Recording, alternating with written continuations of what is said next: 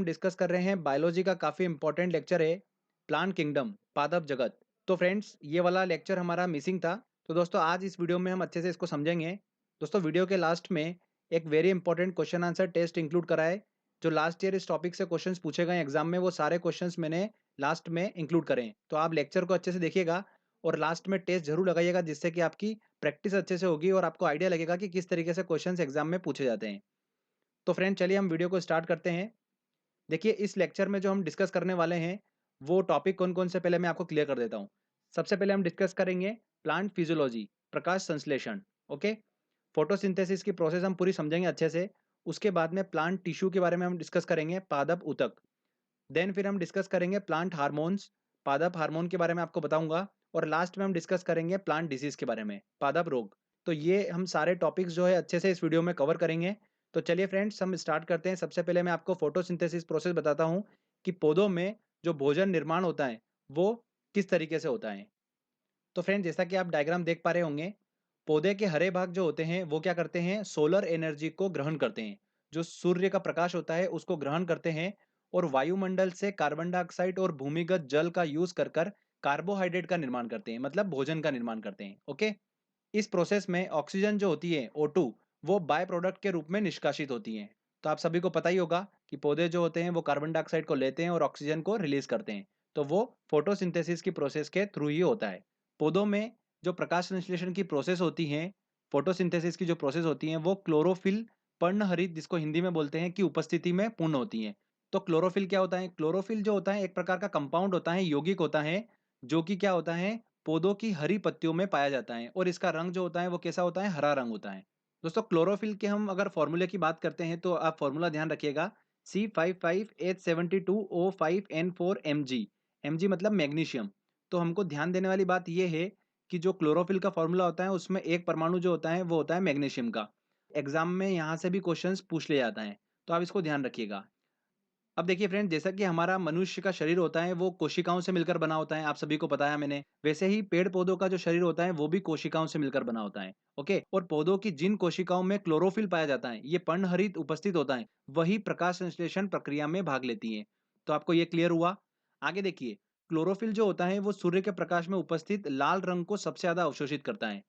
सूर्य के प्रकाश में अलग-अलग रंग होते हैं, उसमें लाल रंग को जो है वो क्लोरोफिल सबसे ज़्यादा अवशोषित करता है। तो आईएएस एग्जाम में क्वेश्चन पूछा गया था ये, तो आपको इसको ध्यान रखना है, काफ़ी इंपॉर्टेंट है। अगर हम बात करें अवशोषण क्षमता की, तो लाल रंग सबसे अधिक अवशोषित होता है, उसके बाद में नीला रंग, देन फिर बैंगनी रंग। जो फोटोसिंथेसिस की प्रोसेस होती है ये ऑक्सीडेशन रिडक्शन प्रोसेस होती है, उपचयन अपचयन प्रोसेस कहलाती है। जल जो होता है उसका ऑक्सीडेशन होता है, उपचयन होता है ऑक्सीजन में, और जो कार्बन डाइऑक्साइड होती है CO2 उसका रिडक्शन होता है शर्करा में, C6H12O6 में। तो दोस्तों जो फोटोसिंथेसिस प्रोसेस होती है, प्रकाश संश्लेषण प्रोसेस होती है, इसके अंदर प्रकाश ऊर्जा जो है वो काय में कन्वर्ट हो रही है, रासायनिक ऊर्जा में कन्वर्ट हो रही है। तो यहाँ से भी क्वेश्चंस बनाए। ये मैंने आपको बताया कि पौधे जो होते हैं वो भोजन का निर्माण कैसे करते हैं, प्रकाश संश्लेषण प्रोसेस के थ्रू वो भोजन का निर्माण करते हैं। ये हमने अच्छे से समझ लिया है। चलिए दोस्तों अब हम बात करते हैं प्लांट टिश्यू के बारे में, पादप ऊतक के बारे में। तो सबसे पहले हम डिस्कस करते हैं टिश्यू क्या होता है, ऊतक क्या होता है। तो जैसा कि मैंने पहले बताया था आपको, ग्रुप ऑफ सेल्स होता है, ग्रुप ऑफ कोशिका होती हैं जिनका कार्य और उत्पत्ति समान होती है, वो क्या कहलाते हैं, टिश्यू कहलाते हैं, ऊतक कहलाते हैं। ओके, तो ऊतक के अध्ययन को क्या बोलते हैं ये भी आप ध्यान रखिएगा, हिस्टोलॉजी बोलते हैं ऊतक के अध्ययन को। ये भी एग्जाम में पूछा जा सकता है। तो हम प्लांट टिश्यू की बात करते हैं तो बेसिकली प्लांट टिश्यू जो होते हैं, पादप ऊतक जो होते हैं वो दो प्रकार के होते हैं।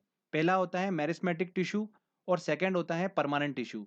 अगर हम मेरिस्मेटिक टिश्यू की बात करते हैं तो ये टिश्यू जो होता है प्लांट के अंगों की वृद्धि के लिए रिस्पॉन्सिबल होता है। कौन सा वाला? मेरिस्मेटिक टिश्यू जो होता है वो प्लांट के अंगों की वृद्धि के लिए रिस्पॉन्सिबल होता है। ओके दोस्तों, अगर हम परमानेंट टिश्यू की बात करते हैं तो देखिए परमानेंट टिश्यू दो टाइप के होते हैं, एक होता है सिंपल टिश्यू और कॉम्प्लेक्स टिश्यू। एग्जाम में क्या पूछने वाले हैं वो मैं आपको जस्ट अभी बताने वाला हूं कि कहां से क्वेश्चंस बनते हैं। सिंपल टिश्यू का काम क्या होगा, भोजन निर्माण करने का। कॉम्प्लेक्स टिश्यू का काम क्या होता है, जो भोजन निर्माण हो गया है उसको प्लांट के अलग अलग अंगों तक भेजने का काम होता है। तो सिंपल टिश्यू मैंने आपको बताया क्या काम होता है, इसका क्या फंक्शन होता है, भोजन का निर्माण करना और यांत्रिक सहायता प्रदान करना। और दोस्तों कॉम्प्लेक्स टिश्यू में क्या होता है, इसका काम क्या होता है, जल और खाद्य पदार्थों का पौधे के अन्य अंगों में संवहन करने का काम होता है कॉम्प्लेक्स टिश्यू का, जैसा कि मैंने आपको बताया। अब जो कॉम्प्लेक्स टिश्यू होते हैं वो दो टाइप के होते हैं। एक का काम होता है जल का संवहन करना और एक का काम होता है खाद्य पदार्थों का संवहन करना। और यहाँ से क्वेश्चंस निकल कर आता है एग्जाम में, और दोनों काफी कंफ्यूज करते हैं, तो मैं आपको ट्रिक के माध्यम से याद कराऊंगा। तो कॉम्प्लेक्स टिश्यू जो है वो दो टाइप के होते हैं, मैं बताता हूँ आपको। सबसे पहले जाइलम और एक होता है फ्लोएम। तो दोनों को हम चलिए अच्छे से डिस्कस करते हैं। जाइलम की बात करते हैं तो यह ऊतक पौधों के जड़, तना और पत्तियों में पाया जाता है। और इसके कार्य की बात करते हैं, इसका काम क्या होता है? या तो इसका काम होगा देखो कि जल का संवहन करेगा, या तो पोषक पदार्थ का संवहन करेगा। तो कौन सा करेगा, यही हमको कंफ्यूजन होता है। तो मैं आपको ट्रिक बता रहा हूँ, ध्यान से देखिएगा। जाइलम आपके सामने लिखा हुआ है। अब देखिए इसी वर्ड में छुपा हुआ है जल। कैसे?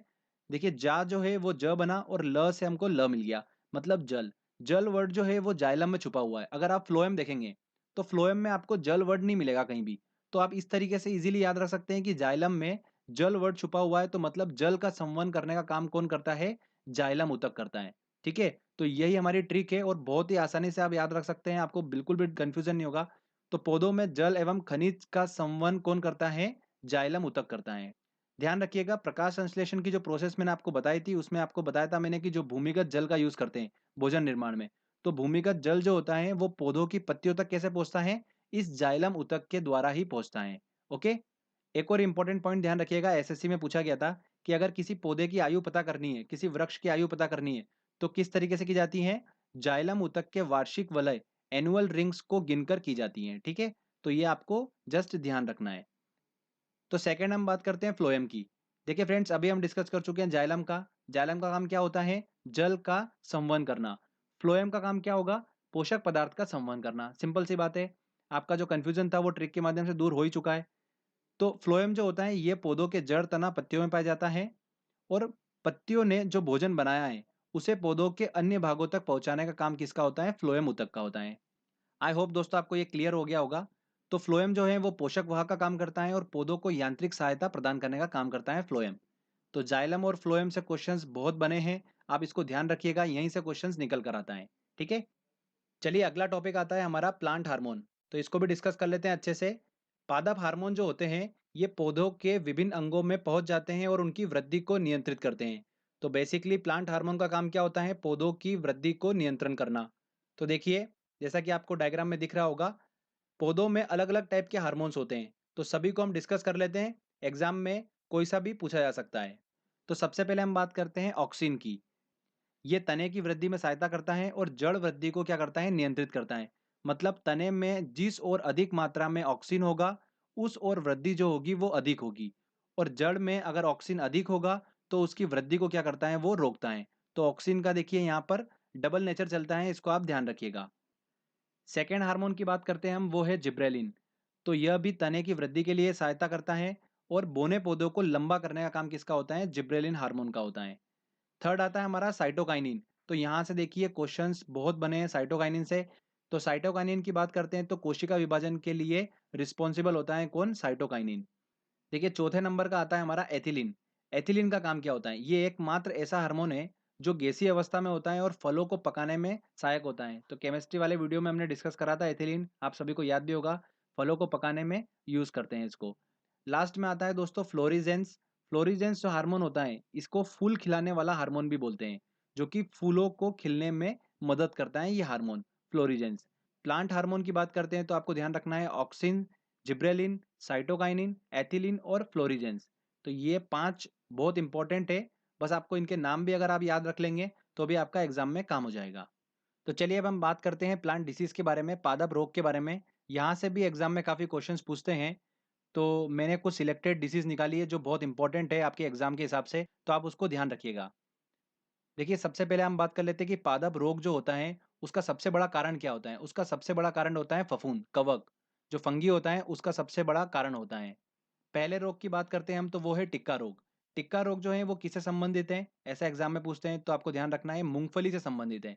जो मूंगफली का पौधा होता है उसकी पत्तियों पर काले काले डॉट डॉट यहाँ पर निशान देखने को मिलते हैं टिक्का रोग में। सेकंड आता है हमारा खेरा रोग। खेरा रोग जो है ये किससे संबंधित है? धान से संबंधित है, राई से संबंधित है। तो धान का एक प्रमुख रोग है ये खेरा रोग, जो जस्ते की कमी के कारण होता है। जिंक की कमी के कारण कौन सा रोग होता है धान में? खेरा रोग हो जाता है। थर्ड नंबर पे दोस्तों आता है हमारा ब्लैक हार्ट रोग। ब्लैक हार्ट रोग जो है ये आलू में होता है। जब आलू का भंडारण करते हैं तो जब उसमें ऑक्सीजन की कमी हो जाती है तब आलू में कौन सा रोग हो जाता है? ब्लैक हार्ट रोग हो जाता है। ब्लैक ब्लैक निशान उसमें आने लगते हैं, जैसा कि आपको डायग्राम में दिख रहा होगा। फोर्थ नंबर का आता है हमारा मार्श रोग। मार्श रोग जो है ये मटर में होने वाला रोग है, जो कि मैग्नीज की कमी के कारण होता है। किसकी कमी के कारण होता है? मैग्नीज की। तो ध्यान रखिएगा, मार्श रोग जो है वो संबंधित है मटर में होने वाला रोग। अगला बात करते हैं हम व्हाइट बर्ड रोग की। ये भी बहुत इंपॉर्टेंट है, यहाँ से भी एग्जाम में क्वेश्चन देखा गया है। व्हाइट बर्ड रोग जो होता है ये मक्का में होने वाला रोग है, जो कि जिंक की कमी के कारण होता है। किसकी कमी के कारण होता है? जिंक की कमी के कारण। जिंक की कमी से मक्का में सफेद कली बनती है, जिस वजह से इसे क्या बोलते हैं? सफेद कली नामक रोग भी बोलते हैं, व्हाइट बर्ड रोग। अगला आता है दोस्तों हमारा येलो वेन मोजेक रोग। तो येलो वेन मोजेक रोग जो है ये 2016 में यूपीपीसीएस में क्वेश्चन पूछा गया, मतलब पिछले साल का क्वेश्चन है ये। तो काफी इंपॉर्टेंट है, ध्यान रखिएगा। भिंडी की मुख्य समस्या है ये रोग, और ये विषाणुजन्य रोग है। सफेद मक्खी जो होती हैं वो इस विषाणु का वाहक होती हैं। तो ये ध्यान रखना है, येलो वेन मोजेक रोग जो है ये भिंडी की प्रमुख समस्या है। चलिए अगला आता है दोस्तों हमारा ब्लैक रस्ट रोग और व्हाइट रस्ट रोग। तो स्टूडेंट्स को यहाँ पर काफी कंफ्यूजन होता है, चलिए हम इसको क्लियर कर लेते हैं। ब्लैक रस्ट रोग जो होता है ये रोग गेहूं से संबंधित है, और गेहूं की गुणवत्ता को क्या कर देता है? ये कम कर देता है, जैसा कि आप डायग्राम में देख पा रहे होंगे।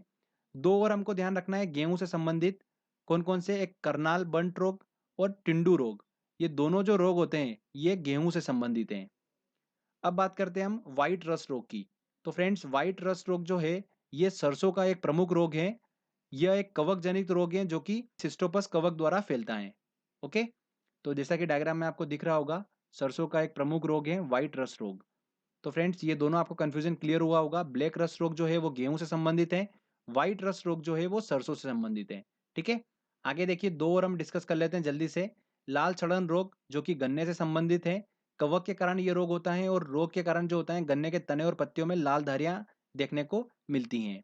लास्ट में देखिए हम डिस्कस कर रहे हैं इरगॉट रोग, जो कि बाजरे से संबंधित है। ये भी कवक के कारण होता है। तो फ्रेंड्स ये जितने भी मैंने आपको प्लांट डिसीज बताई है ये मोस्ट इंपॉर्टेंट है, एग्जाम्स में इनसे क्वेश्चंस बने हुए हैं लास्ट ईयर। तो आप ध्यान रखिएगा, ये तो एटलीस्ट आपको आना ही चाहिए। ओके, इसके अलावा बहुत सारी ये बुक्स में आपको मिल जाएगी, आप वो देख सकते हैं, बट आपको ये तो मोस्ट इंपॉर्टेंट है, आना ही चाहिए। तो फ्रेंड्स यहाँ पर देखिए हमारा ये थ्योरी सेक्शन कंप्लीट होता है।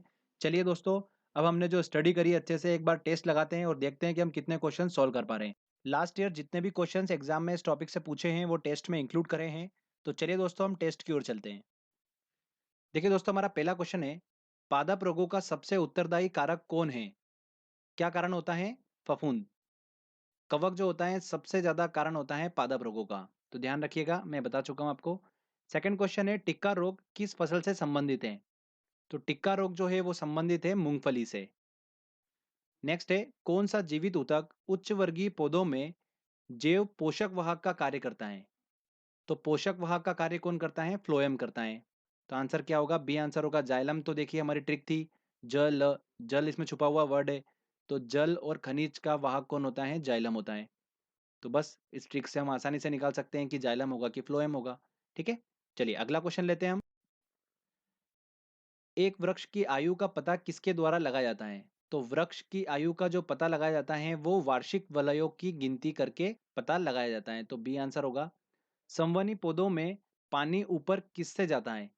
तो जड़ों से जो पानी ऊपर की तरफ जाता है वो जाता है दोस्तों जाइलम टिश्यू के थ्रू। तो जाइलम टिश्यू के थ्रू जाता है, डी आंसर इसका सही होगा। निम्नलिखित गैसों में कौन प्रकाश संश्लेषण प्रक्रिया के लिए आवश्यक है? तो फोटोसिंथेसिस प्रोसेस के लिए देखिए कार्बन डाइऑक्साइड जो है वो आवश्यक है, बी आंसर इसका सही होगा।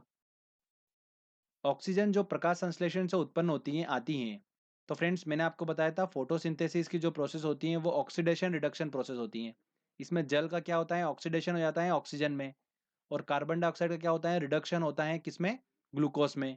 तो फ्रेंड्स देखिए यहाँ पर क्या पूछ रहा है, वो ऑक्सीजन जो प्रकाश संश्लेषण से उत्पन्न होती है वो जल से आती है। तो आंसर क्या होगा? A answer.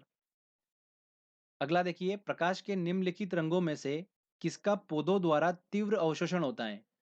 तो पौधों की देखिए पत्तियों में क्लोरोफिल होता है, और क्लोरोफिल जो होता है वो सबसे ज्यादा अवशोषण किसका करता है? प्रकाश के लाल रंग का सबसे ज्यादा अवशोषण करता है, उसके बाद नीले रंग का, फिर बैंगनी रंग का। तो देखिए ऑप्शन कौन सा होगा सही?